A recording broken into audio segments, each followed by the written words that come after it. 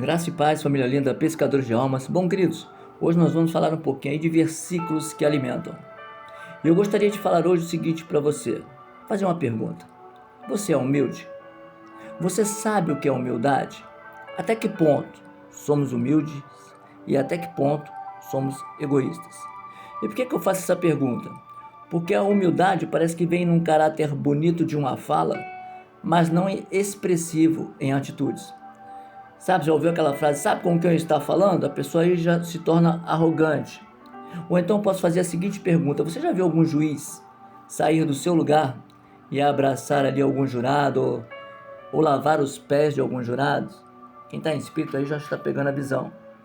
Sabe, uma coisa que sempre eu fiquei meio sem entender e não concordo até hoje, a minha esposa sabe disso, é quando em alguns debates as pessoas falam, olha, a pessoa é médico formado, é PhD, é em hebraico, é em grego, ababá, papapá, papá. Sabe, eu acho que isso edifica muito quem não merece ser edificado.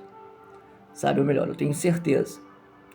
E nós vamos ver na palavra de Deus, que o próprio Jesus, ele mostrou que em pequenas atitudes, ele poderia mostrar a sua grandeza. Ele se destronou para que eu e você, e para que as pessoas mais humildes vissem através de Jesus a grandeza dele. João capítulo 13 diz a palavra o seguinte, versículo 4. Levantou-se da ceia. Jesus levantou-se da ceia, tirou suas vestes e tomando uma toalha cingiu-se. Depois, colocou água numa bacia e começou a lavar os pés dos discípulos e a enxugar os seus pés com a toalha que estava cingido.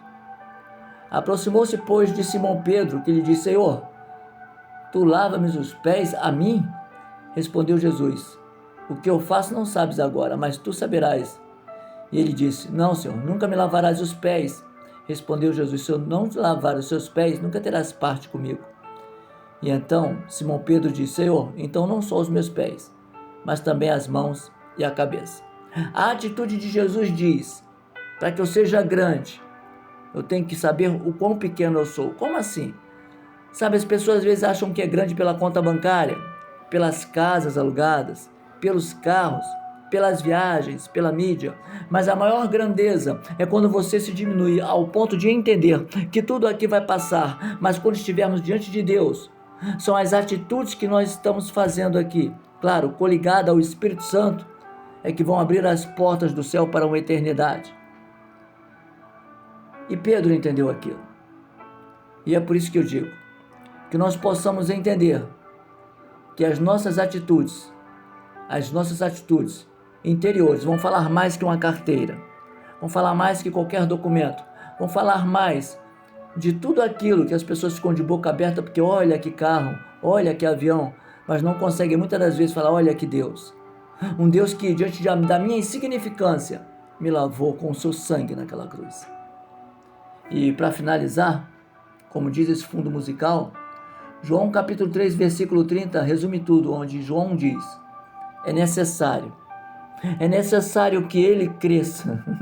Não se preocupe com o aplauso do homem, é necessário que ele cresça. Não se preocupe com quantos quadros de diploma você tem na parede, é necessário que ele cresça. Não se preocupe quantas viagens você dá em volta do mundo, é necessário que ele cresça na sua vida. E só assim nós podemos atingir o nível que ele quer, sendo sempre ovelha e ele pastor, sempre servo e ele Senhor. Cada vez que ele crescer nas nossas vidas, nós vamos entender o quanto nós somos privilegiados. E cada vez que o homem crescer em títulos, em dedos em riste, em diplomas e mais diplomas, eles vão ver, como o apóstolo Paulo conseguiu ver, que ele só era capacitado em legislações no grego, em legislações em cartas, em aplausos dos fariseus. Mas quando ele consegue entender a grandeza de Cristo, ele também consegue entender que tudo que ele tinha era como esterco, não valia de nada. Eu não estou dizendo com isso que você não possa estudar, eu não estou dizendo com isso que você não possa fazer um bacharelado, eu não estou dizendo com isso que você não possa subir, ter um nível de estudo, não. O que eu estou dizendo é que nunca use isso como propósito para pregar a palavra.